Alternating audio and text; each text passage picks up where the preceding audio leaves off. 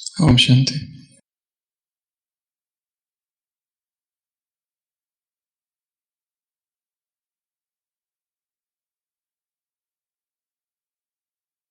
राज्य की सैर करता एक राजा घोड़े पर सवार अपने मंत्री के साथ किसी गली से गुजर रहा था कि अचानक एक लकड़ी बेचने वाले के दुकान के सामने आते हैं और जैसे ही राजा उस दुकान के सामने पहुंचता है, उसके मुख से आदेश निकलता है कि जिस किसी की ये दुकान हो उसे फांसी पर चढ़ा दो। इससे पहले कि मंत्री कुछ पूछता, राजा आगे बढ़ जाता है। समझ नहीं आता है ऐसा क्यों कहा, समझ नहीं आता है राजा को इस तरह अचानक क्रोध क्यों आ गया।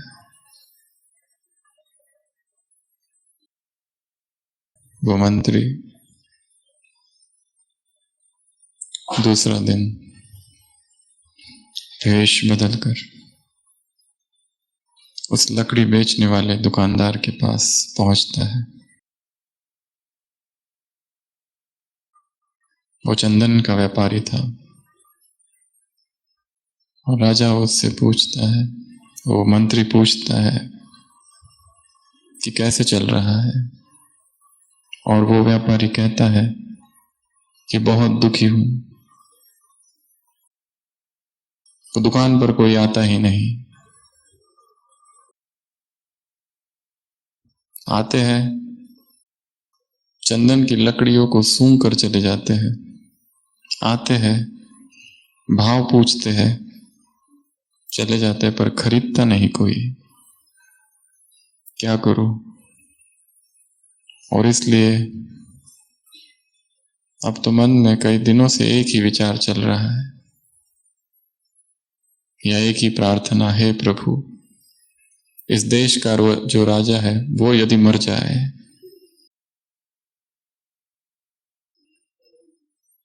तो उसकी अंत्येष्टि के लिए चंदन की लकड़ियों का ही प्रयोग होगा, और मेरे से बड़ा चंदन का व्यापारी यहाँ कोई नहीं। मैं तो बस उसी के लिए ये कामना करता हूं। व्यापारी ये बातें जब कह रहा था, मंत्री सुन रहा है, छद्मवेश धारण कर है, और फिर वो मंत्री कहता है मुझे कुछ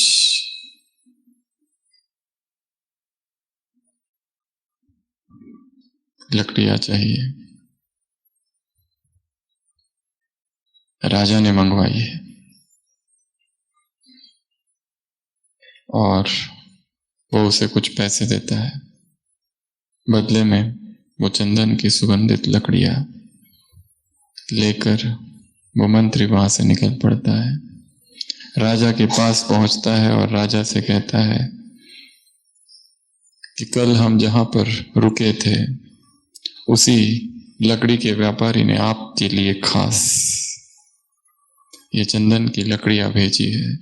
और जैसे ही वो लकड़ियां दिखाता है, सारा वायुमंडल उस सुगंध से ओतप्रोत हो जाता है और राजा इतना खुश हो जाता है वो लकड़ियां पाकर।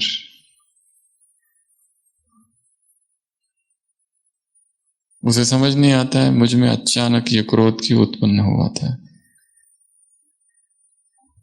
अंदर ही अंदर आत्मग्लानि का अनुभव करता है। दूसरी ओर वो व्यापारी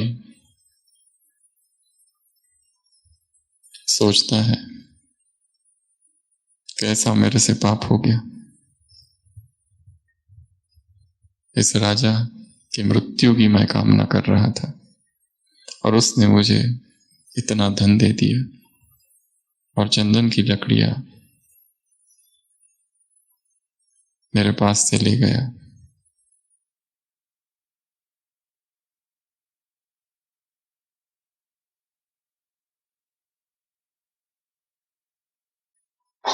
मंत्री से पूछता है, राजा ऐसा पता नहीं क्यों हुआ, मैं तो जानता तक नहीं उस व्यापारी को। और फिर मंत्री सारी बात खुलकर बताता है। उस चंदन के व्यापारी के संकल्प राजा के प्रति कैसे थे, नकारात्मक, नेगेटिव। बिना कुछ कहे वो विचार, वो संकल्प की धारा राजा तक पहुंची और राजा के मन में भी प्रत्युत्तर में वही संकल्प की धारा, वही नेगेटिव चिंतन।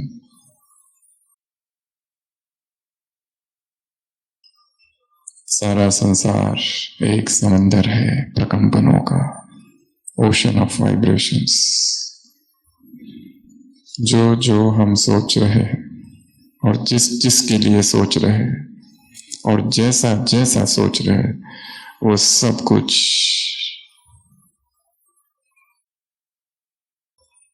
उस व्यक्ति तक पहुंच रहा है।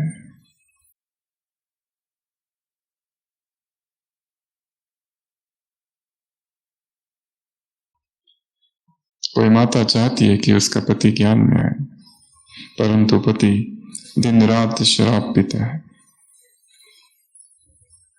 रोज उसे सकाश भी देती है कि ये ज्ञान में चले,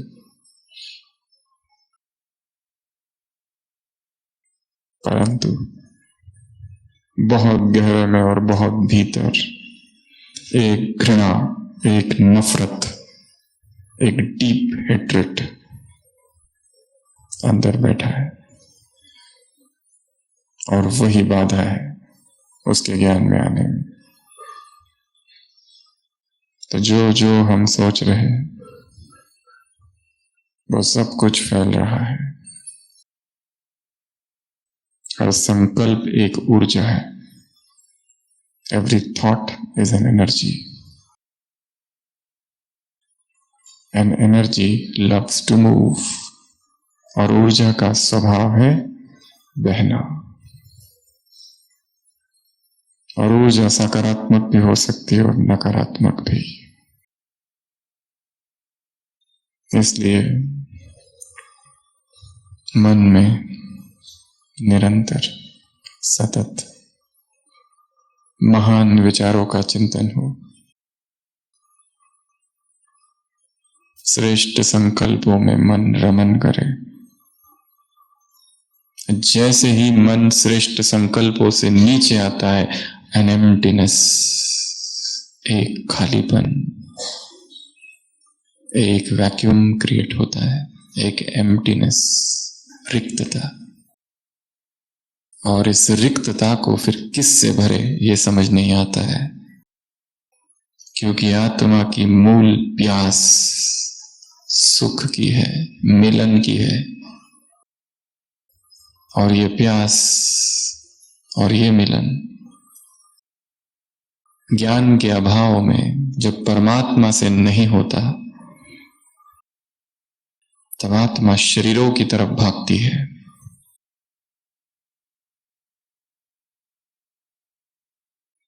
इंद्रिय सुखों की तरफ भागती है और हर इंद्रिय सुख उसे नीचे गिराता है। Taste of sensual happiness and fall of man, taste of lust and fall of man.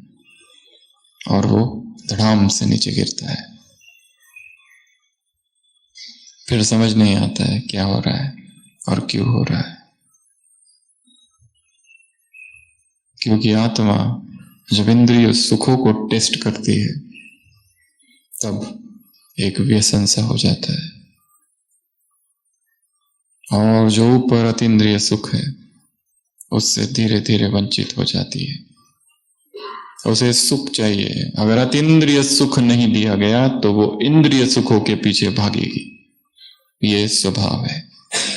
यदि परमात्मा मिलन नहीं हुआ तो शरीरों के मिलन की ओर वो भागेगी।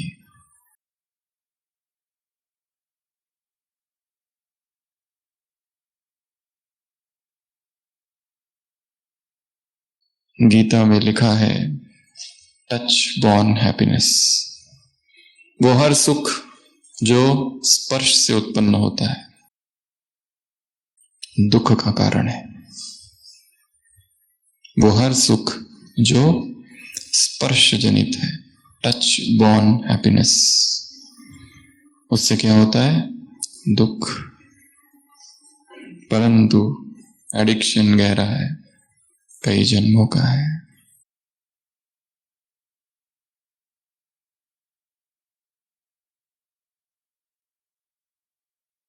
सारा संसार एक है, सब मन एक दूसरे से जुड़े हुए हैं, वन यूनिवर्सल माइंड जो एक मन में उत्पन्न हो रहा है वो अचानक और धीरे धीरे भी सब जगह फैलता है।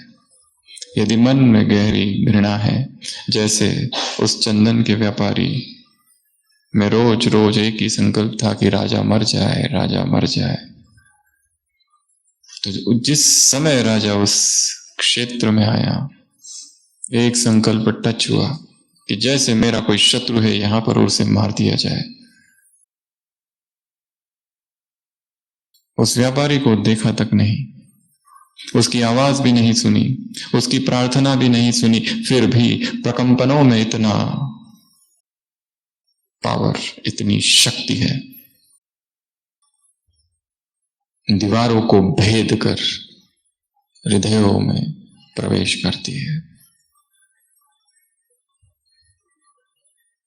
तो जैसे एक आत्मा के संकल्प दूसरी आत्मा तक पहुंचते हैं, क्योंकि सारा संसार एक समंदर है प्रकंपनों का, उसी तरह यदि यही संकल्प उस परमात्मा की ओर लगाया जाए, यदि यही संकल्प उस ईश्वर की ओर लगाया जाए, यही संकल्प यदि इस सृष्टि का जो करता है, जो सृजनहार है, जो सर्जक है, जो करतार है, संकल्प संकल्प को खींचेंगे, याद से याद मिलेगी और परमात्मा याद से शक्तिशाली इस संसार में और कोई संकल्प नहीं। पर कितना डिस्टरबेंस है बीच में, संसार के वाइब्रेशन, संसार के संकल्प, सभी को हटाकर एक में लगा देना, यही पुरुषार्थ है।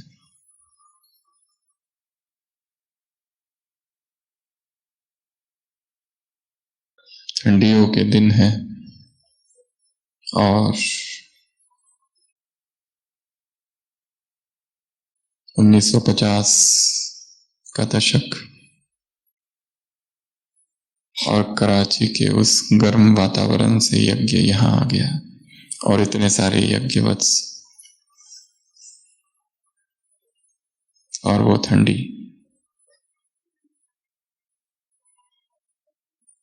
मुरलियों में आया है शिव बाबा देखो कितना साधारण है, गोदरी में आता है,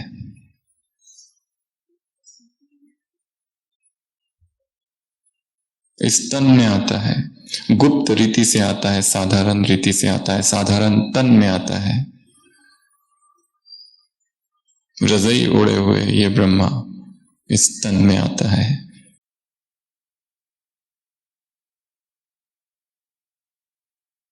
देखा है तुमको बाबा रूहों से प्यार करते, उस तन में वो बैठा है और सबसे प्रेम कर रहा है।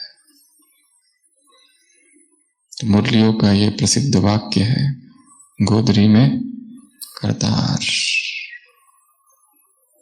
आज हम इसी की चर्चा करेंगे, चर्चा के साथ अनुभव। ज्ञान अर्थात केवल सूचनाएं नहीं, ज्ञान की परिभाषा है सूचना प्लस एक्सपीरियंस। सूचनाएं बहुत है, ये आत्मा, वो परमात्मा, ये परम धाम, ये सूक्ष्म वतन, ये 3 लोक, ये 5000 साल, ये संगम युग, ये विनाश सामने खड़ा है, ये भगवान आया हुआ है, अब घर वापस जाना है। सूचनाएं बहुत है। और शायद जिसे हम ज्ञान कह रहे हैं वो केवल सूचनाएं मात्र है, जिसे हमने ज्ञान समझा है। ज्ञान अर्थात हर सूचना के साथ जब अनुभव जुड़ जाए। मैं आत्मा हूं, प्रकृति के मध्य हूं, मन बुद्धि संस्कार सहित हूं, शरीर को चलाने वाली हूं, 84 जन्म हो चुके हैं, ढेर सूचनाएं हैं। But information is not knowledge. ज्ञान अर्थात सूचना और अनुभव।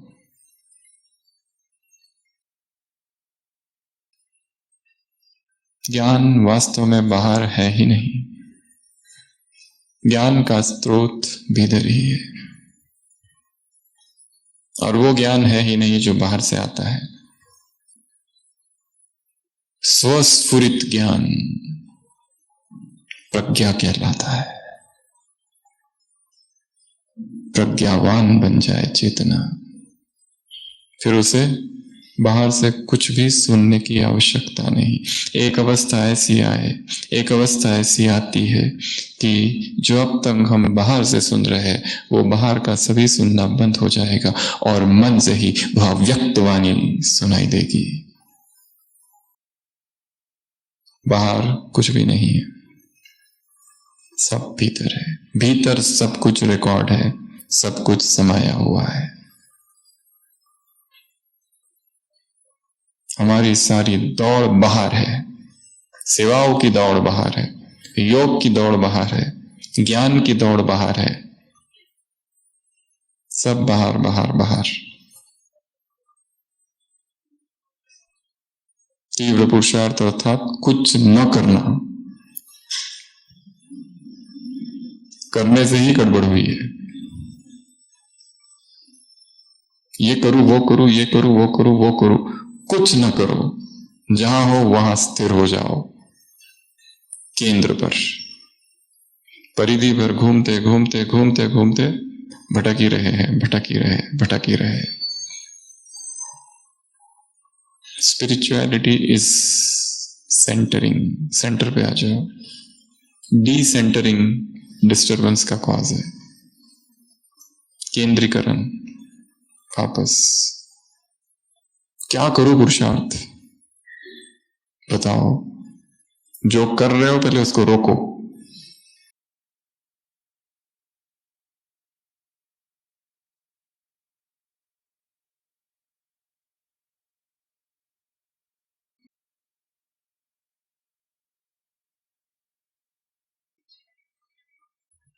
बेटा अपने पिताजी से कहता है, पिताजी मुझे शादी करनी है।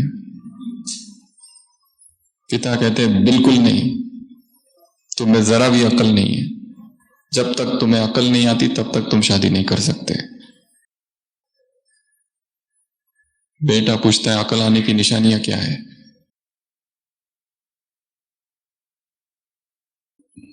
पिता कहते हैं जब ये भूत निकल जाएगा शादी का तब समझना अकल आई है।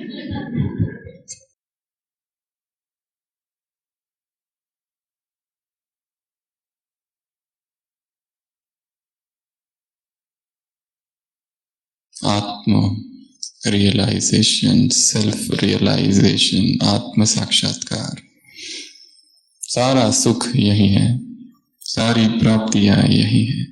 सब कुछ भीतर ही समाया हुआ है। सारे पुरुषार्थ का केंद्र बिंदु और आधार बिंदु एक ही है, भीतर आत्मिक स्थिति। जैसे शरीर समझते ही अपने आप शरीर का सब कुछ याद आता है बिना पुरुषार्थ किए। जैसे शरीर समझते ही शरीर की इच्छाएं, शरीर के भोग, शरीर की वासनाएं, शरीर की तृष्णाएं, शरीर के विकार, शरीर के संबंधी, शरीर की भाषा, शरीर का देश, शरीर से संबंधित जो भी विचार है, शरीर समझते ही अपने आप सब याद आता है। पुरुषार्थ की आवश्यकता नहीं है। उसी प्रकार आत्मा समझते ही आगे की यात्रा स्वतः होती है, फिर किसी को भी याद करने की आवश्यकता नहीं। आत्मा समझते ही फिर उसका पिता कौन, उसका घर, स्वदेश, स्वस्वरूप, स्वधर्म, स्वधाम, स्वराज्य, सब कुछ स्वतः ही याद आता है। इसलिए तीव्र पुरुषार्थ अर्थात बाहर की दौड़ बंद और स्वयं में स्थित हो जाना।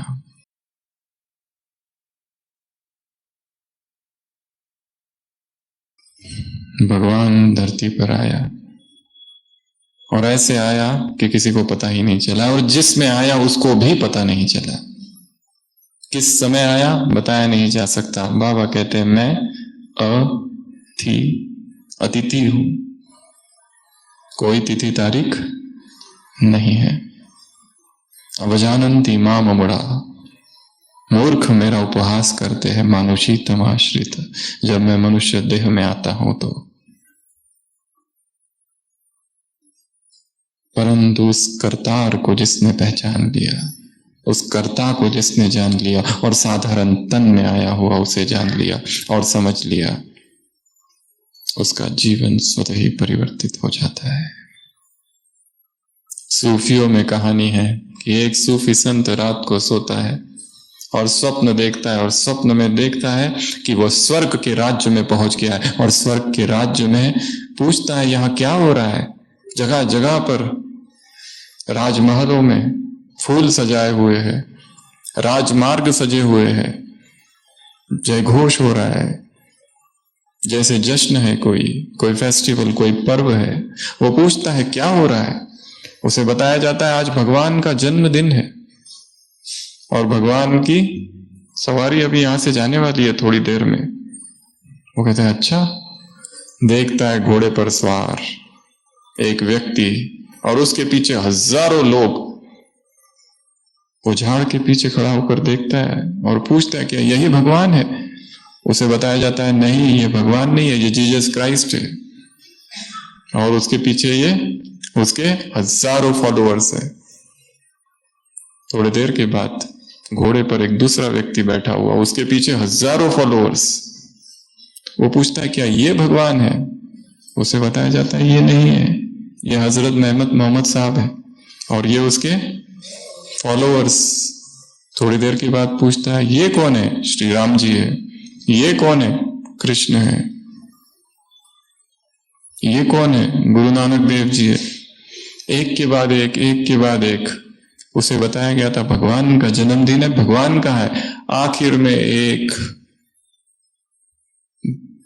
घोड़े पर बैठकर एक बूढ़ा सा व्यक्ति गुजरता है, उसके पीछे कोई भी नहीं है। वो पूछता है ये कौन है। उसे बताया जाता है यही तो भगवान है, इनके पीछे कोई नहीं, कैसे रहेंगे, बाकी सब इधर उधर होली है।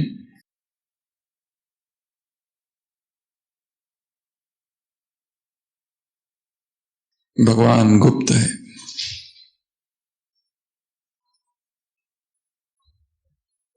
और उसके पीछे चलने वालों की संख्या बहुत कम। संसार कहीं और लगा हुआ है, और भगवान जब धरा पर आता है वो एक और मार्ग बताता है पुरुषार्थ का। उसमें भी चलने वालों की संख्या और कम। तीव्र पुरुषार्थ के मार्ग में भीड़ बहुत कम है। भीड़ कहां पर है। पुरुषार्थ के मार्ग पर। और पुरुषार्थ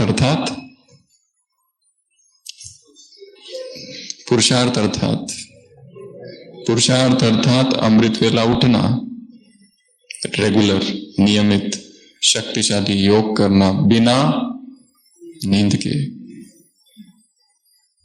पुरुषार्थ अर्थात अमृत वेले योग के बाद सोना नहीं। पुरुषार्थ अर्थात मुरली में अटेंटिव, ध्यान, एकाग्र। पुरुषार्थ अर्थात भोजन योग युक्त होकर बनाना, योग युक्त होकर भोजन करना, दिन भर बीच बीच में ट्रैफिक कंट्रोल, अशरीरीपन का अभ्यास, नुमा शाम का योग करना, रात्रि सोने से पहले थोड़ा ज्ञान चिंतन करना, डायरी लिखना, सो जाना, इसे कहा जाता है साधारण पुरुषार्थ। इसे क्या कहा जाता है? साधारण पुरुषार्थ। हमारा कौन सा चल रहा है? हमारा कौन सा चल रहा है? इसके ऊपर वाला या इससे नीचे वाला? सब साधारण, सब ऑर्डिनरी। तीव्र पुरुषार्थ अर्थात जो अब कर रहे हो उसकी तीव्रता को बढ़ा देना, 2 गुना 4 गुना, इंटेंसिटी को बढ़ाना। करना वही, परंतु इंटेंसिटी, और जो करना वो होश में करना। मधुबन में आए हैं, बहुत बड़ा त्याग है, संसार का सब कुछ समेट कर 3 दिन 4 दिनों के लिए यहां आए हैं। यहां आना व्यर्थ ना जाए। आज तो वैसे भट्टी का 3रा दिन है, पर आशा है सबने बहुत अच्छा अनुभव किया भी होगा। और जैसे हर भट्टी में हम बताते हैं कि रियल भट्टी ये नहीं है। यहां आकर अशरीरीपन का अनुभव हो गया, आ हा हा हा। यहां आकर शांति का अनुभव हो गया, आ हा हा हा। ये शांति तुम्हारी नहीं है, मधुबन की है। यहां से जाते ही ये छिन जाएगी और फिर वो होगी जो तुम हो। तो वापस कब पहुंच रहे हैं मुंबई? पहुंच कब रहे हैं? परसों। आज क्या है? 21, 22, 23। तो भट्टी चालू होने की तारीख है 24। भट्टी कब से चालू होगी सबकी? 24 से। ये है पूर्व तैयारी, प्रिपरेशन। रियल भट्टी वहां है, यहां नहीं। यहां तो आराम ही आराम है, यहां कोई माया नहीं है।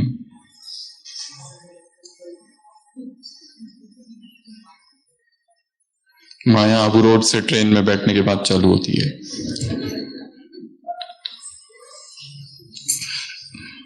और माया नगरी में एंट्री करते ही फुल फ्लेज्ड।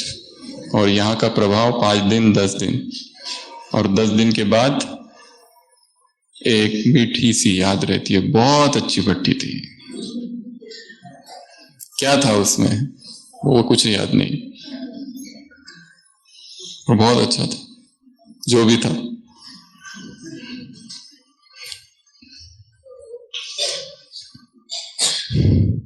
भगवान गुप्त रीति से आया है, तो भट्टी में आए हैं और जाएंगे, परंतु यहां से कुछ लेके जाना है। एक कितनी रात? 2 रात अभी बाकी है। 2 रात? 1 ही रात? तो 1 ही रात बाकी है। तो ये रात क्रांति की रात हो। 1 ही रात में क्या कुछ करना है, तो नींद कैसे आ सकती है? 1 ही रात में मधुबन में तपस्या का समय है। यहां तपने के लिए आए हैं, मनोरंजन के लिए नहीं। तो आपको कुछ संकल्प दे रहे हैं। इसमें तन में छिपे हुए करतार को कैसे याद करें, कैसे अनुभव करें। पहला, आई सी हिम। इस ब्रह्मा तन में जो बैठा है वो स्वयं परमात्मा है और मैं उसे देख रहा हूं। मैं किसके सामने हूं? किसी साधारण हस्ती के सामने नहीं। वो जो परम पवित्र है, वो जो एकाग्रता का सागर है। जानता हूं मैं पवित्र नहीं, मैं एकाग्र नहीं, परंतु जो वो है और उन आंखों से जो देख रहा है वो संपूर्ण पवित्र है। हमारी बुद्धि भटक सकती है, परंतु वो बुद्धिमानों की बुद्धि है, वो बुद्धि का सागर है, ओशन ऑफ इंटेलिजेंस। तो जैसे ही बाबा के सामने, ट्रांसलाइट के सामने जाओ, तो क्या सोचना, मैं किसके सम्मुख हूं? स्वयं परमात्मा के सम्मुख हूं। आई सी हिम, जिसे देखने के लिए जन जन से आंखें तरस गई थी, जिसे देखने के लिए कहां कहां भटका, किन किन की शरणों में गया, शरण में गया, और स्वयं परमात्मा अपने संपूर्ण ऐश्वर्य के साथ मेरे सम्मुख है। वो परमात्मा ज्ञान का सागर नहीं है, प्रैक्टिकल ज्ञान का सागर है। वो परमात्मा सभी उत्तरों का सागर है, ओशन ऑफ नॉलेज, आंसर्स। जितने प्रश्न मेरे मन में है, हर प्रश्न का उत्तर वो है। केवल मन को शांत कर दो, स्थिर और शांत और शांत। हर भट्टी के 3 नियम हम बताते हैं, आशा है सबने किए भी होंगे। पहला, मोबाइल बंद। दूसरा, आपस में बातचीत नहीं। और तीसरा, इस कैंपस से बाहर नहीं जाना। आशा है ये किया होगा, नहीं किया होगा तो एक दिन जो बचा है उसमें तो करो। बिना गहरे मौन के कोई भी अनुभव नहीं हो सकता। अगर नहीं किया है तो वहां जाने के बाद अपनी एक व्यक्तिगत भट्टी चालू करेंगे 24 तारीख से। ये सार्वजनिक थी, वो व्यक्तिगत है। इस सार्वजनिक भट्टी का रूपांतरण यदि व्यक्तिगत भट्टी में नहीं हुआ तो यहां आना केवल एक मनोरंजन और एक याद मात्र रहेगा, बस, परिवर्तन नहीं। भट्टी अर्थात तपना, भट्टी अर्थात परिवर्तन। वो संस्कार जो सब कुछ करने के बाद भी नहीं जा रहा है, वो संस्कार जो सारा पुरुषार्थ कर लिया, जितने महारथी है सभी से उसका प्रश्न पूछ लिया, परंतु फिर भी उत्तर नहीं मिलता।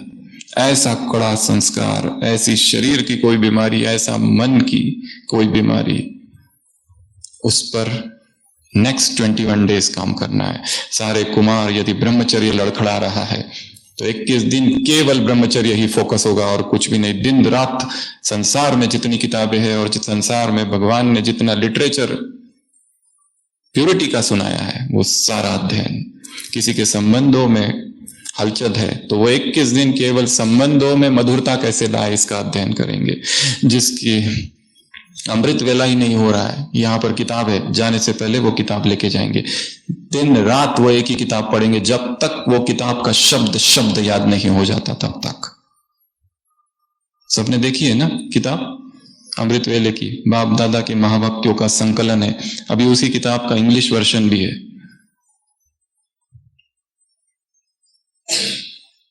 जिसका चिंतन नहीं होता है वो 21 दिन एक एक टॉपिक पर लिखेंगे।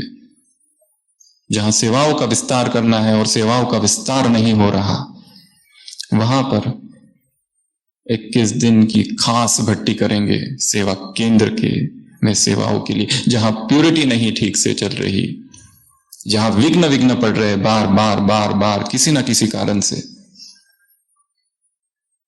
वहां पर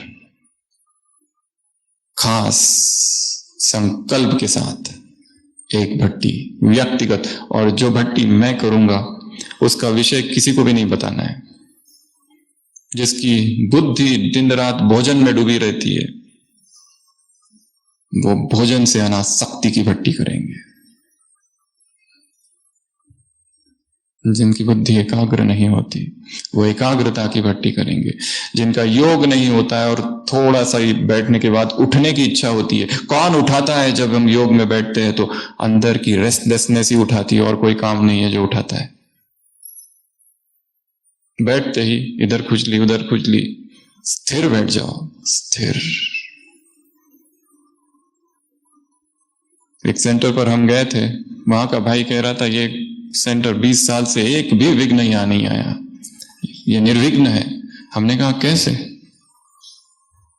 क्या है यहाँ? उस भाई ने कहा, हमारी जो बहन जी है, सुबह का योग और शाम का योग कभी भी मिस नहीं होता है। दुमा शाम का योग सबका संगठित योग होता है, जितने आ सके इतना। 20 साल से फोकस सेवा नहीं है, योग है। सेवा परिणाम मात्र है, एंड सेवा इज द 4th सब्जेक्ट, ये भूलना नहीं है। तो सबसे पहला संकल्प, आई सी हिम, मैं उसे देख रहा हूं। दूसरा, आई टॉक विथ हिम, मैं उस करतार से बात कर रहा हूं। बाकी सब हट जाओ मेरे रास्ते से, और किसी से अब मुझे बात नहीं करनी है। संसार के मनुष्यों से बहुत बात कर ली, संसार के मनुष्य को बहुत देख लिया, अब उससे बात करनी है, हट जाओ सभी। साइलेंस प्लीज, हटो, मुझे उससे बात करनी है, उससे अपॉइंटमेंट है। मंत्री आए थे, मंत्री की सेवा करते करते मम्मा को सोने में 12 बज गया, शायद सोने में 1, फिर भी उठने का टाइम 2 बजे का था। मम्मा अपने टाइम पर उठी, सबको पता है। पूछा क्यों, तो मम्मा ने कहा कि वो एक साधारण सा मंत्री, उसकी अपॉइंटमेंट थी तो लेट हो गया, तो उसके लिए क्या मैं अपने प्यू की अपॉइंटमेंट को छोड़ दूं? और ब्राह्मणों के लिए अमृत वेले का समय है 2 से 5। रात के उस सन्नाटे में तपस्या की जाती है। परंतु ये अमृत वेले का समय हो तो कितनी पूरी दिनचर्या बदलनी पड़ेगी। जो वो सारा समय जो इधर उधर जा रहा है, वो सारा समय मीडिया और वो सारा समय व्यर्थ के चिंतन, डिस्कशंस और मीटिंग्स में जा रहा है, वो सारा समय अलग करना पड़ेगा।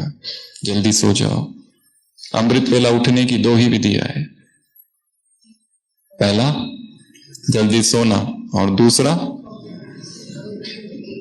रात्रि भोजन त्याग।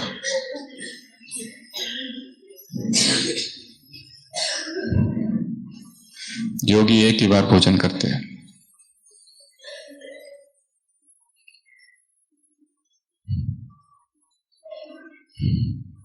अगर करना भी है तो सूर्यास्त से पहले पूरा कर लो,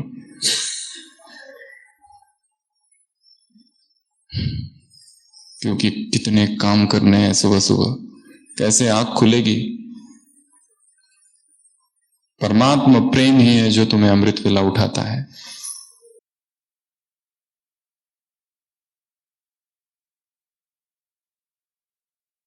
अपनी अकेले की भट्टी करनी है 21 दिन, और टॉपिक कल सुबह 2 और 5 के बीच में आप सबको ऊपर से दिया जाएगा।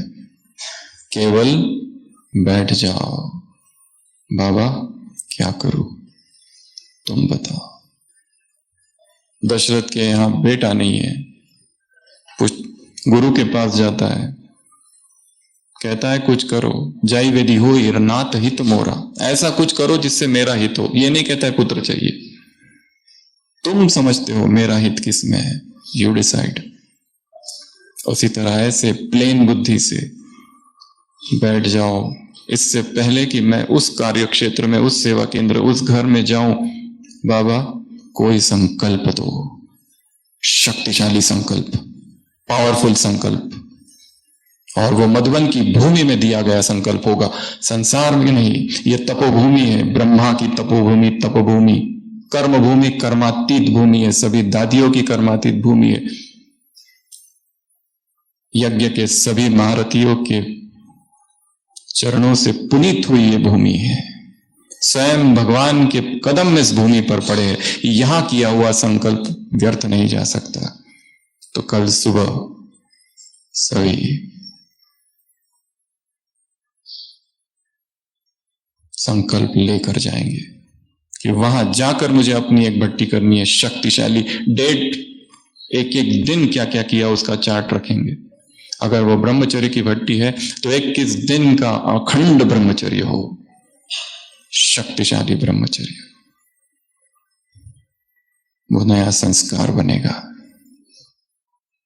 यदि किसी की बोलने की आदत है, मौन का ब्रह्मचर्य, मौन का व्रत धारण करो 21 डेज। मौन रखना अर्थात बोलना नहीं है, ऐसा नहीं है। मौन अर्थात स्वचिंतन। व्यक्ति बोल रहा है दिन भर फिर भी मौन में हो सकता है, यह भी संभव है। तो दूसरा संकल्प, I talk with him. Third संकल्प, आई लिसन टू हिम। मैं तुमको सुन रहा हूं बाबा, बोलो। उसकी आवाज तभी सुनाई देगी जब मन का कोलाहल शांत हो जाएगा। ऐसा कोलाहलहीन चित्त उस परमात्मा की आवाज सुन सकता है। इसलिए भट्टी अर्थात संपूर्ण मौन हो जाना। और आशा है 3 दिन सबने किया भी होगा, और नहीं किया है तो आपसे करो। आपस में बात करते करते तपस्या नहीं हो सकती, कभी नहीं। तपस्या बड़ा गहरा ऑपरेशन है मन का।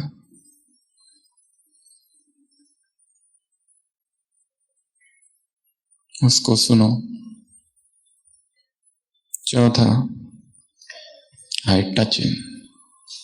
उसको स्पर्श करो। देहधारियों को बहुत स्पर्श कर लिया और देह के सुखों को बहुत जान लिया, जन से प्राप्ति, फ्रस्ट्रेशन, दुख।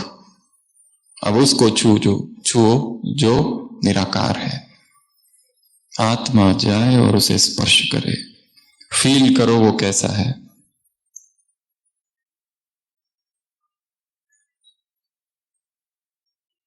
I touch him. Next, I experience him, I feel him. उसके जितने गुण हैं, वो प्रेम का सागर है। उस प्रेम का अनुभव कितना किया है। अमृत वेला ऐसा हो कि हर अमृत वेला एक बार तो प्रेम के आंसू आ जाए। तुमने क्या क्या कर दिया, कहां पड़े थे संसार में, विकारों में।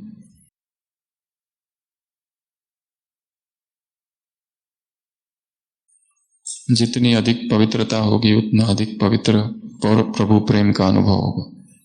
यदि पवित्रता में खंडन हुआ तो प्रभु दूर चला जाता है।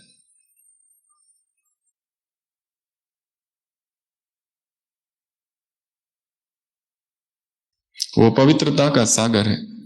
हम उसकी ओर बढ़ रहे तो उसके अनुभव के लिए पवित्रता चाहिए। पवित्रता को छोड़ा तो अपने आप वो अनुभव दूर हो जाता है, और फिर दुख, और संसार में दुख के अतिरिक्त कुछ भी नहीं है। सो आई एक्सपीरियंस हिम। कल सुबह जब अमृत वेला बैठे तो इस संकल्प के साथ बैठो कि बाबा मुझे तुझे अनुभव करना है। तुम हो क्या चीज हो, क्या हो, क्यों अनुभव नहीं हो रहा। भक्ति में होता था, अब यहां क्यों कम हो गया।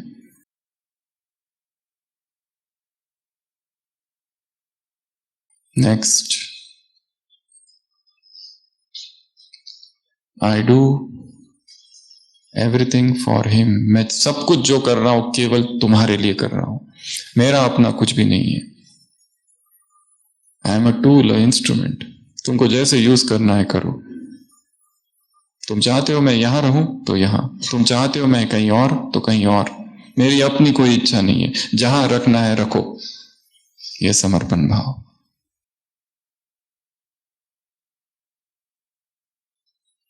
Next, I enjoy his company. अब तक देहधारियों की कंपनी एंजॉय किया, अब मुझे तुम्हारी कंपनी एंजॉय करनी है।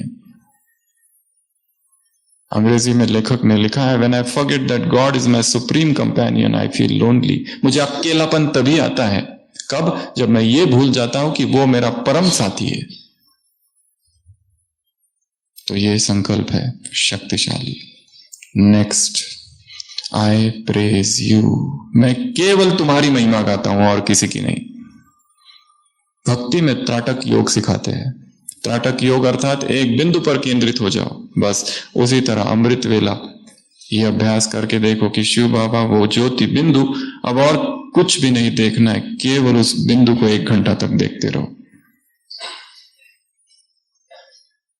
और उसकी महिमा अपलक। आई प्रेज यू। तुम क्या हो।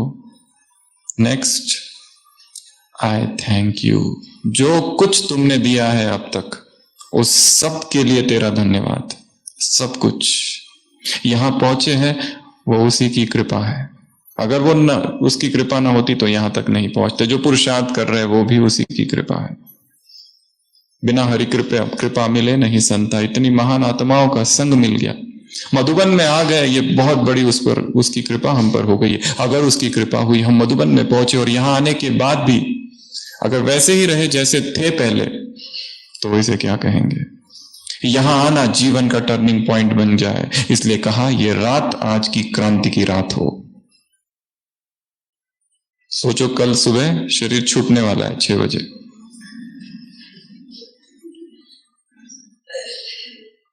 या सोचो कि वापस पता नहीं आएंगे कि नहीं आएंगे। किसी की गारंटी है हम यहां वापस आएंगे अगली बार? नई नई बीमारियां, नया नया संसार में नई नई चीजें हो रही है, आगे क्या होगा पता नहीं।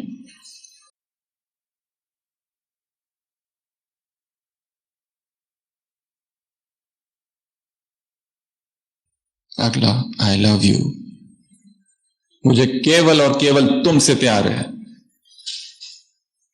देहदारियों से प्यार करो परंतु ऊपर ऊपर से हाथ फिरा देना, ऐसा सौतेली माँ कैसी घुमाती है ऐसा वैसे वाला, ऊपर ऊपर से करना, अंदर से उसके साथ।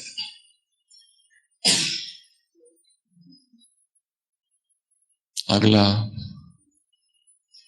I have all relationship with you, सभी संबंध तुमसे है, तुम ही सब कुछ हो, काका मामा चाचा जितना भी है सब तुम हो।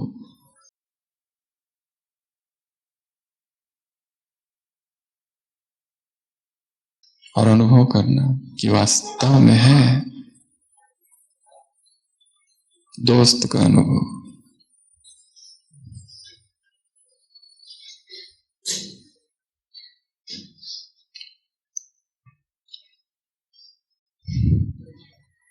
अगला, I am lost in his love, मैं लगन में मगन आत्मा हूं, खो गई हूं। जैसे गोपियों की अवस्था है, क्या उन अवस्थाओं का हमने अनुभव किया है?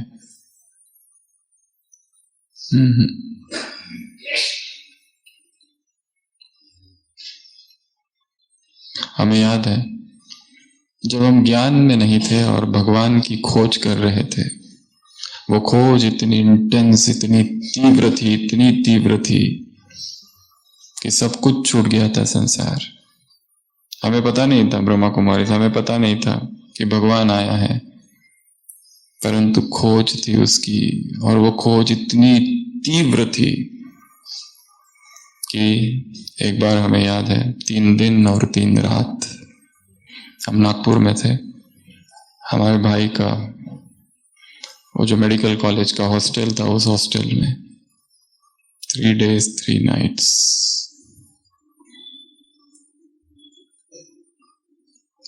केवल रो रहे थे, कहाँ है, कहाँ है, कहाँ, तुम कहाँ हो, तुम कहाँ हो, तुम कहाँ हो। वो मेडिकल कॉलेज का कैंपस, वो छत हॉस्टल की,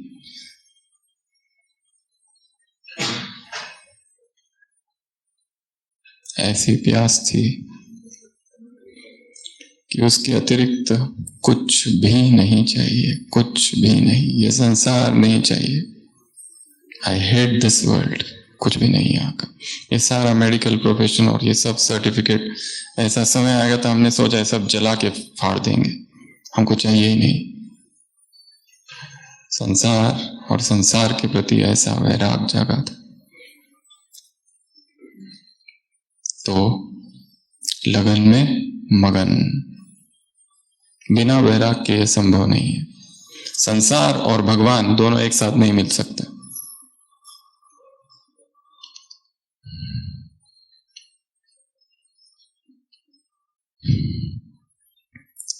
फिर उसके बाद में आई टॉक अबाउट हिम, मैं केवल तुम्हारी ही बातें करूं और किसी की नहीं। तुम्हारे ही बारे में बताऊं सबको, तेरे महावाक्य ही सबको सुनाते रहूं। गीता में लिखा है कि जो इन महावाक्यों को दूसरों को सुनाएगा वो भक्त मुझे बहुत प्रिय है। जो मेरी वाणी दूसरों को सुनाता है, अमृत तुल्य वाणी है तव कथामृतम, अमृत समान ये वाणी है। तो सारे दिन भर हमारे मुख से मुरली के ही शब्द, मुरली की ही बातें, यही चर्चा होती रहे। इसने ये किया, उसने वो किया, ये करता है, ये वो करता है, ये ऐसा है, ये वैसा है। ये सब करके क्या प्राप्ति? आत्मा की शक्ति नष्ट होती है इन सब में। और जितना मुख से ज्ञान निकलते रहेगा, ज्ञान के संस्कार बनेंगे ब्रेन पर, न्यू ट्रैक्स ऑफ नॉलेज।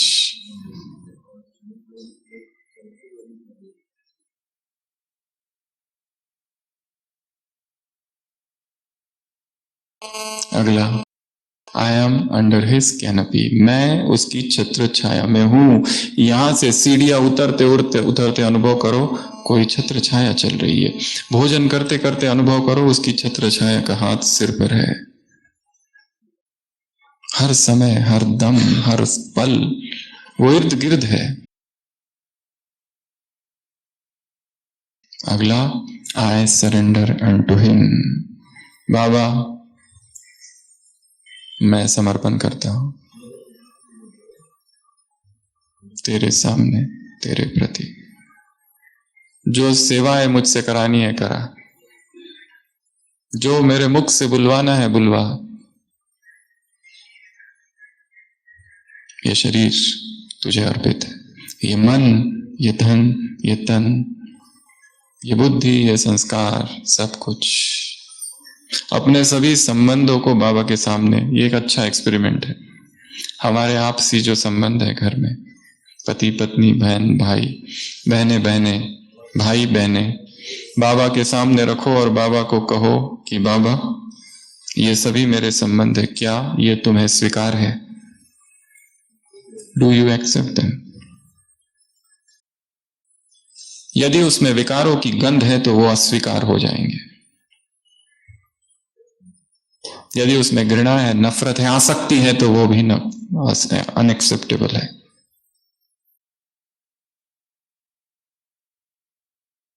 तो यहां से जाने के बाद हर एक को अपनी व्यक्तिगत भट्टी करनी है। व्यक्ति का टॉपिक कल सुबह दिया जाएगा, हर एक को व्यक्तिगत रूप से, और सारी भट्टी मौन में बिना किसी को बताए करनी है। और चार्ट रखना है, day 1, day 2, day 3, day 4, 21 days. यदि जिस चीज के लिए संकल्प किया वो संकल्प टूट जाता है, शायद तीसरे दिन फिर से खड़े हो जाना है, चौथे दिन नए उमंग के साथ, पर करना जरूर है। नहीं तो यहां आना केवल एक यादगार रह जाएगी बस।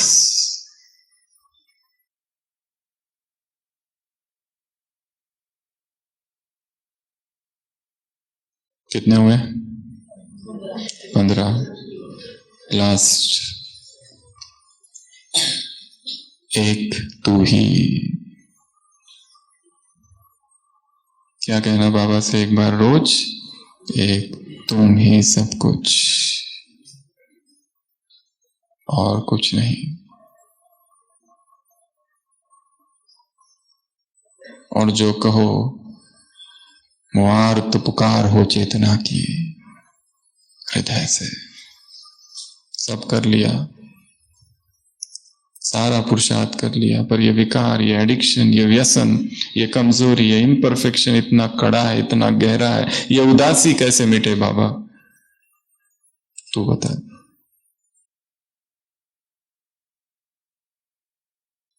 तो ये 16 संकल्प है। अभी इन्हीं 16 संकल्पों का हम यहां पर अनुभव करेंगे। जो पीछे बैठे और जो नीचे बैठ सकते हैं वो सामने आ जाएंगे और नीचे बैठेंगे। डायरी, पेन, पेंसिल सभी बंद। अगले आधे घंटे के लिए शक्तिशाली योग का प्रयोग। अलग अलग तरह के मेडिटेशंस को हम देखेंगे। एक होता है महावाक्य मेडिटेशन, एक होता है बॉडी स्कैन मेडिटेशन, एक होता है त्राटक मेडिटेशन, एक होता है ऑल सेंसेस मेडिटेशन, एक होता है ब्रेथ अवेयरनेस मेडिटेशन, एक होता है राजयोग मेडिटेशन। ये सारे मेडिटेशन को कंबाइंड हम करेंगे। एक होता है सेल्फ हीलिंग मेडिटेशन, एक होता है विजुअलाइजेशन मेडिटेशन। ये 7-8 प्रकार के सारे मेडिटेशन एक साथ हम कंबाइन करेंगे और अगले आधे घंटे के लिए ऐसी मुद्रा में बैठेंगे जो सहज है, परंतु जरा भी नहीं हिलेंगे। शरीर हिला तो मन हिला, शरीर के हिलते ही मन हिलता है।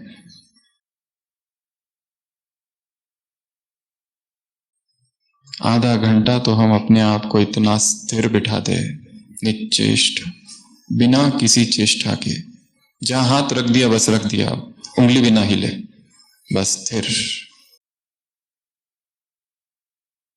शरीर जितना स्थिर होगा वो याद भी उतनी स्थिर होगी। और एक चीज, जब भी योग में बैठे ध्यान रखना है कमर सीधी हो। अभी जैसे बैठे सोफा पे बैठे ठीक है, परंतु यहां से जाने के बाद जितना हो सके नीचे बैठकर योग का प्रयोग करना है, योग का अभ्यास करना है बिना सपोर्ट के। तो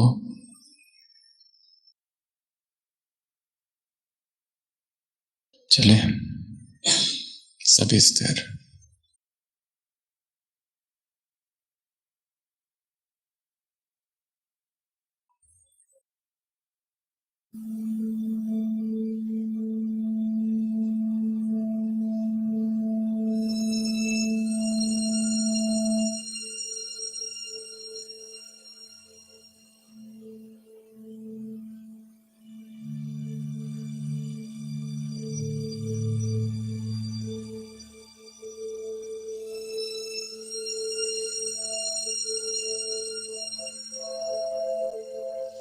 सभी आवाजों से परे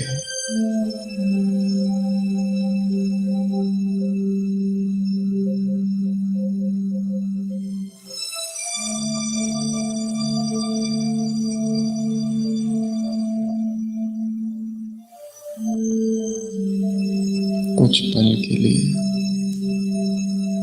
आंखें बंद,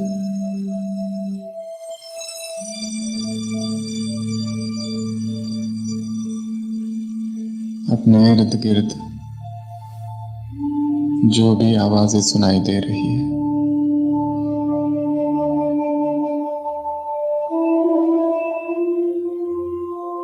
मन संपूर्ण उन आवाजों की तरफ केंद्रित।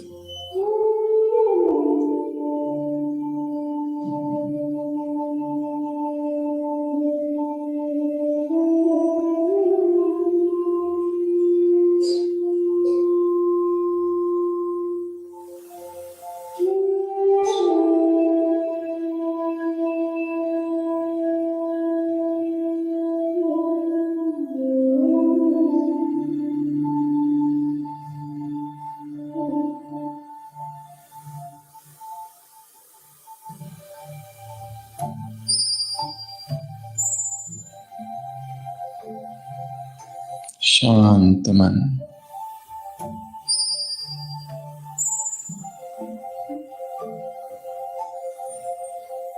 एक बार अपने संपूर्ण शरीर का निरीक्षण करेंगे, ऊपर से नीचे तक।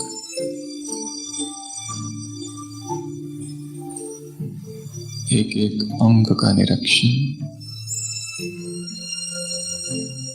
कोई भी अंग छूटने ना पाए।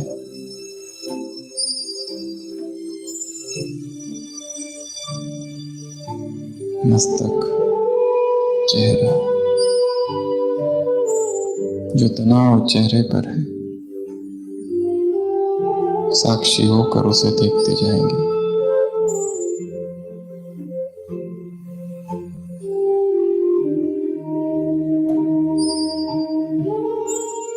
बाया कंधा, दाया हाथ ढीला शिथिल,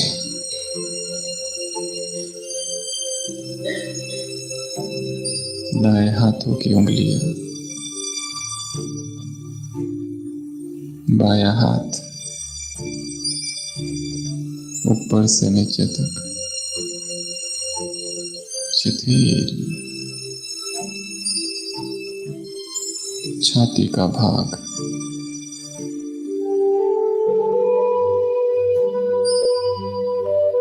पेट,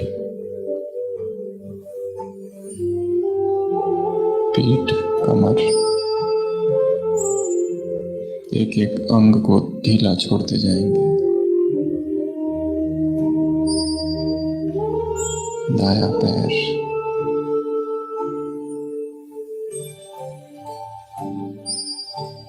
बाया पैर,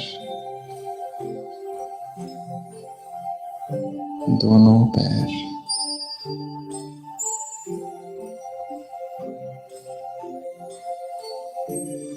फिर से सिर के सिरे से पांव तक संपूर्ण शरीर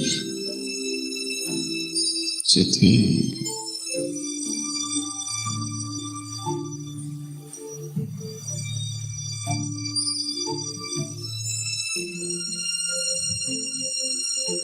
अब आएंगे श्वास की तरफ। सारा ध्यान श्वास की तरफ। आ रही है, जा रही है, साक्षी भाव।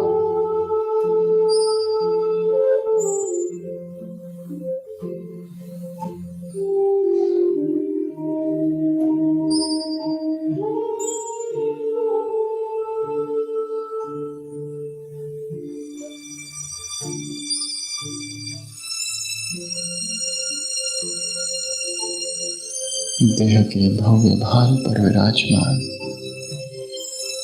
मैं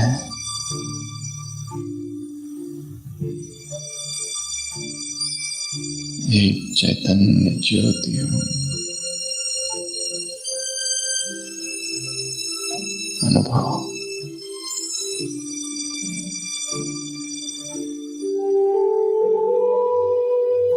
मुझात्मा से दिव्य प्रकाश संपूर्ण मस्तिष्क में, छाती, पेट, दोनों हाथों में, पैरों में फैल रहा है। पूरा शरीर लाइट का बन गया है।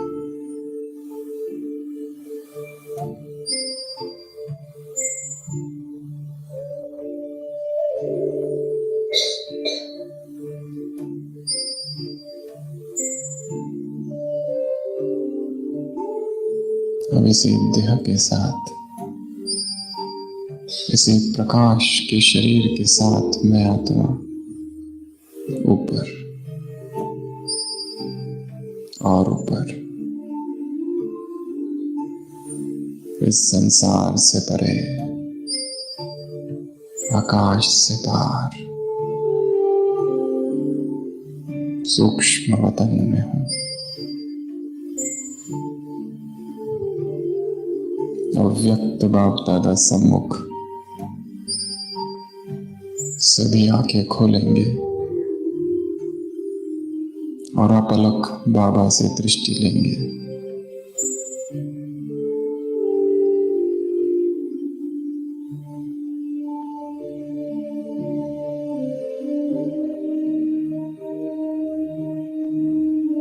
मैं उसे देख रहा हूं। I see him.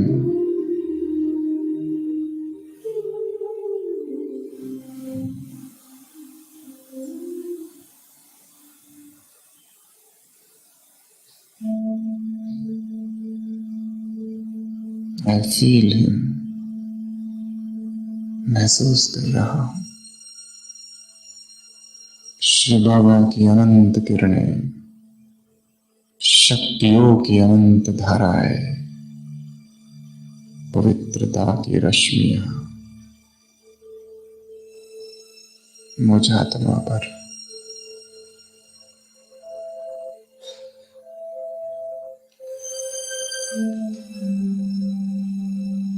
संपूर्ण स्थिरता, शरीर मन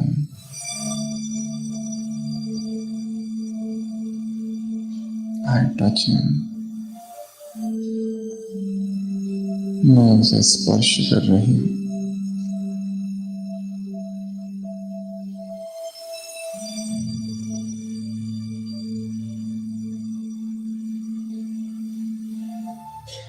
बाबा से बात करेंगे।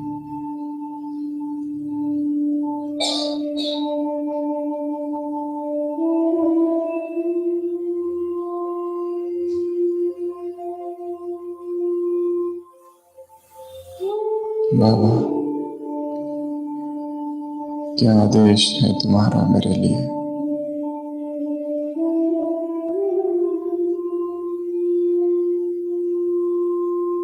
अब तक जो कराया तुम जानते हो।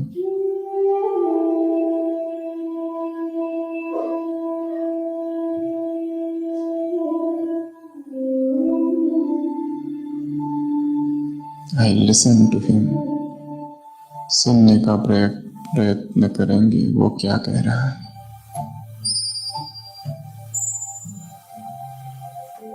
मन शांत,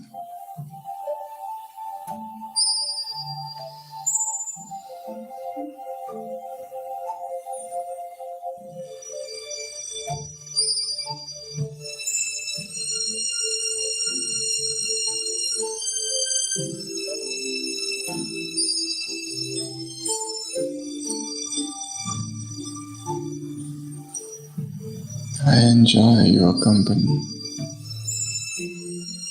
मुझे केवल और केवल तेरा ही साथ चाहिए।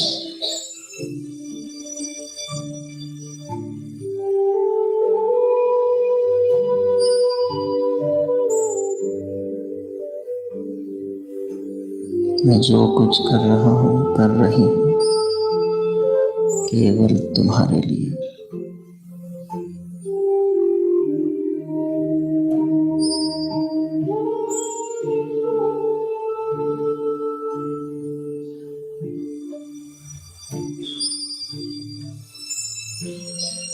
I praise you.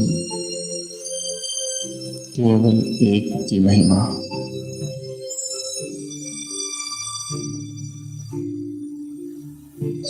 करता तुम हो। जो कुछ अब तक किया, संपूर्ण ज्ञान, योग, सेवाएं, केवल तुम। मैं केवल एक कठपुतली हूँ।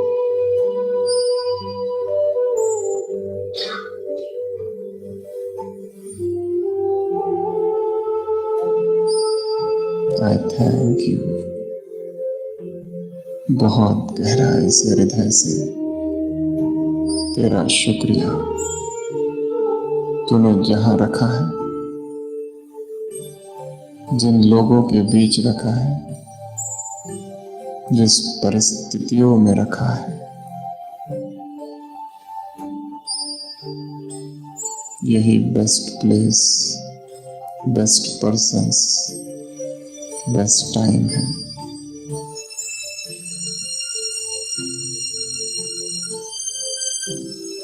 धन्यवाद।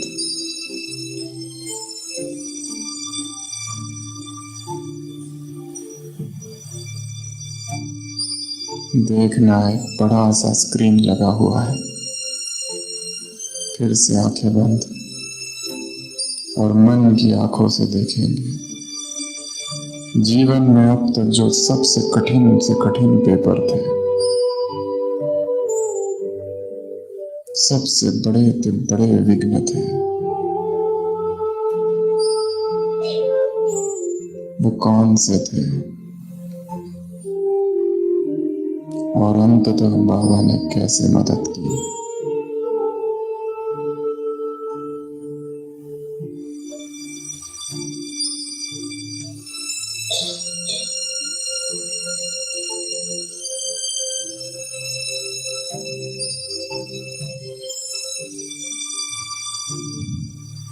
यदि तुम न होते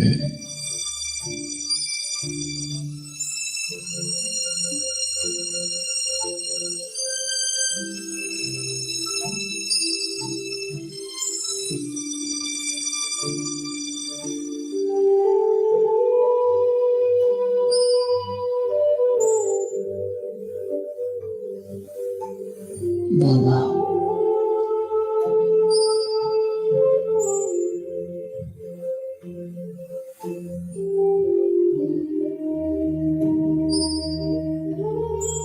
फिर से आंखें खोलेंगे। आई लव यू, केवल तुमसे प्यार,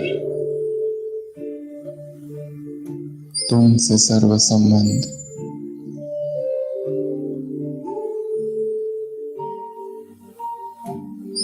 एक की लगन में मगन,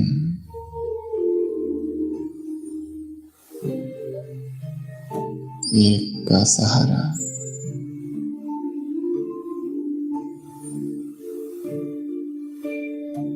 एक तू ही छत्र छाया, एक तेरी ही याद।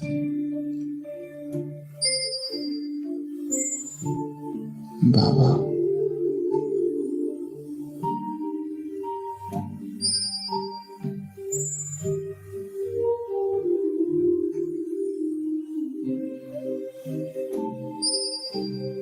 एक के प्रति समर्पण,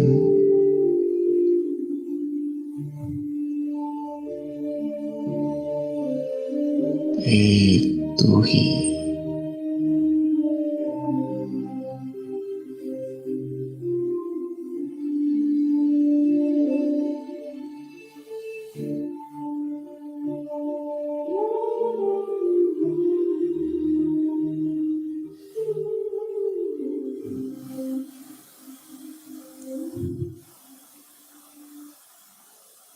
प्रभु, प्रेम से चेतना भर गई है।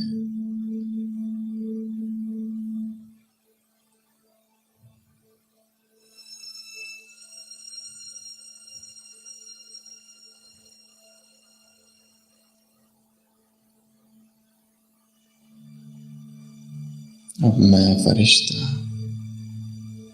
नीचे उतरता हूं, मधुबन के आंगन में, बाबा की कुटिया में। वो सब कुछ उसे आज सुना दो जो आज तक किसी को नहीं सुनाया।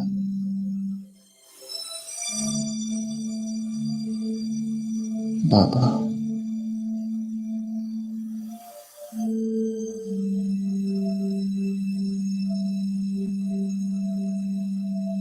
एक ऐसी बात जो छिपा के रखी है सबसे,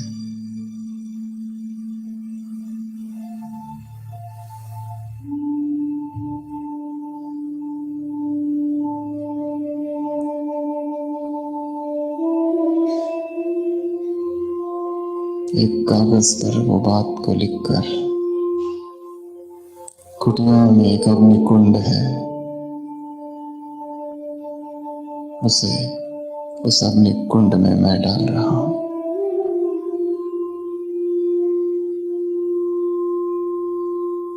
पहुंच जाओ अब हिस्ट्री हॉल में। बाप दादा, सभी दादियां, सभी अपना वरदानी हस्त मेरे सिर पर रखे हुए हैं।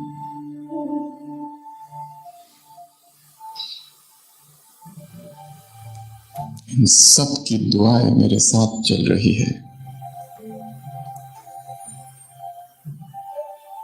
इस संसार की कोई शक्ति नहीं जो मुझे रोक सके।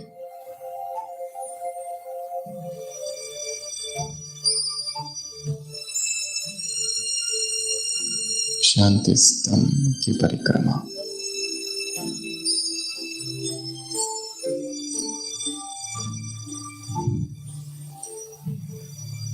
शक्ति का अनुभव।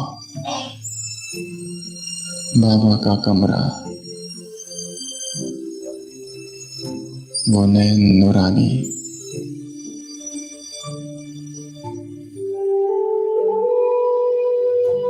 मधुबन का आंगन, मैं फरिश्ता अब उड़कर मधुबन की ये खुशबू लिए अपने सेवा स्थान पर पहुंचता हूँ। लौकिक घर में प्रवेश या सेवा केंद्र में प्रवेश, एक एक दीवार को पवित्रता से भर दो, घर की एक एक वस्तु को पवित्रता की किरणों से भर दो, एक एक व्यक्ति पर पवित्रता की किरणें बरसाओ।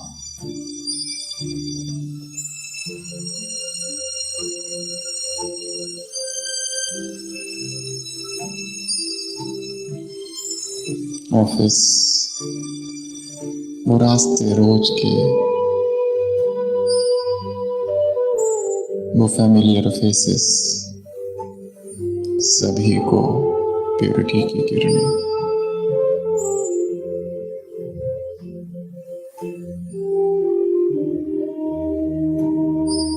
धीरे धीरे सभी संपूर्ण मौन में, जरा भी आवाज नहीं, अब अपने स्थान पर खड़े हो जाएंगे। जरा भी आवाज नहीं, आंखें एक करतार को देखती हुई, अपलक नयन, शक्तियों की अविरल धाराएं मुझ पर।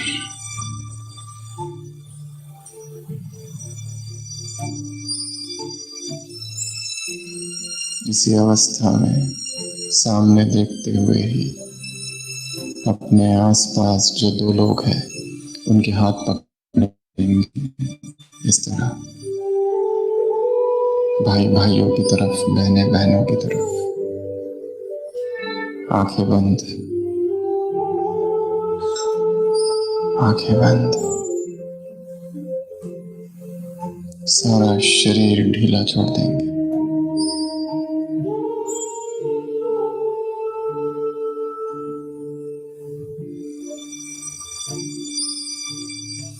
मेरे अंग अंग में प्योरिटी की किरणें, प्योरिटी की तरंगे है। रग रग में ब्रह्मचर्य प्रस्फुटित है।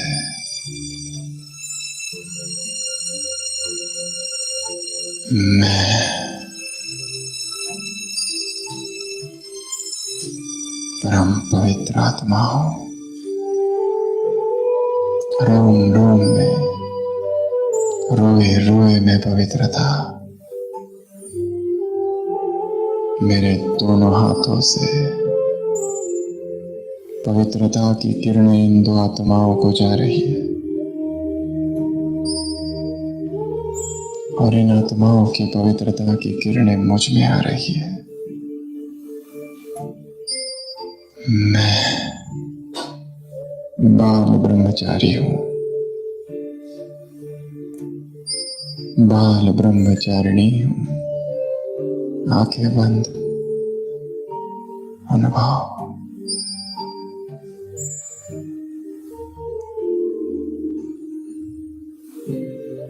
दूर एकांत में पहाड़ों के ऊपर एक सुनसान सा मंदिर है। चारों ओर सन्नाटा, कतार लगाकर भक्त ऊपर चढ़ रहे हैं। जय माता दी। और मंदिर में अधिष्ठित मैं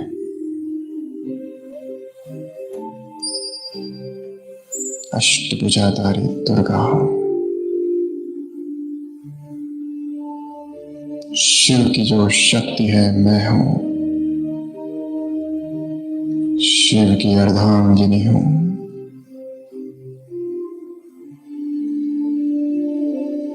मेरे अंग अंग से प्योरिटी, मेरे वरद हस्तों से पवित्रता के प्रकंपन भक्तों पर पड़ रहे हैं।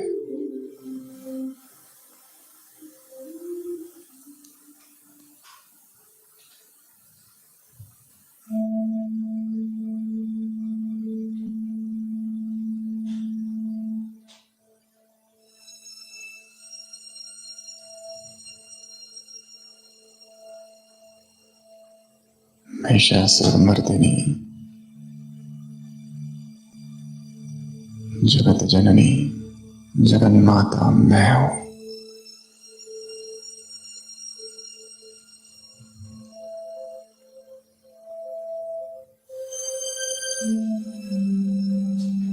संपूर्ण हॉल में पवित्रता ही पवित्रता।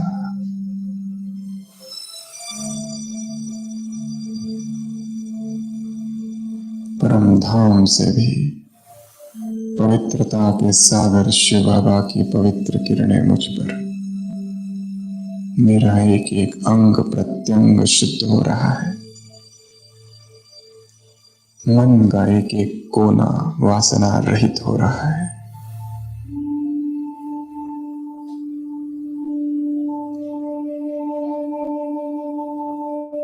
अशरीरीपन,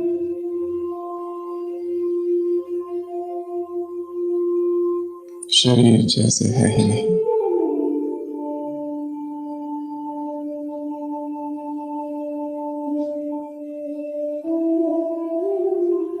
मधुबन से उठ रही यह पवित्र तरंगे सारे विश्व में फैल रही है।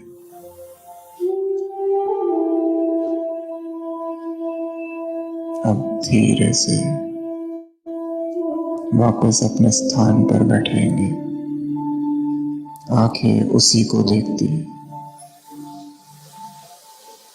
मधुबन तपोभूमि में परम संकल्प है, संपूर्ण पवित्रता का।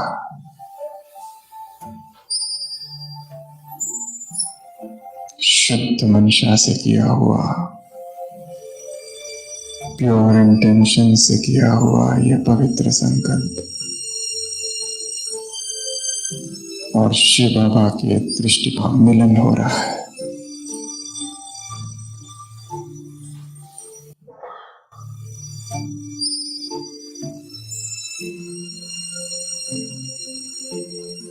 ओम शांति।